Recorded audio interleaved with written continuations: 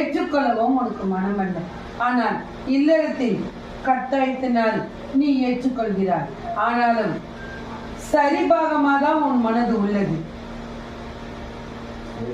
உன்னால் இவ்விடத்தை விலக்கி மற்றொரு மனத்தை ஏற்றுக்கொள்ள உனக்கு மனமா கூறு. ஆனால் இப்போதைக்கு இவன் அழிக்க வாய்ப்புகள் அல்ல. ஆமா இல்லையா? விளங்கவில்லை.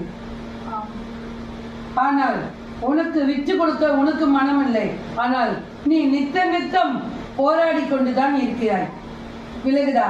ஆனாலும் அவன் உன்னிடத்தில் ஒரு சொல் அப்பாற்பட்டு வந்து கேட்க மனம் தயக்கமாக உள்ளது. அதே போல் இப்போதைக்கு நிறைவேற மனம் அல்ல, சற்று தாமதமாக உள்ளாய் என்று கூறுகிறான்.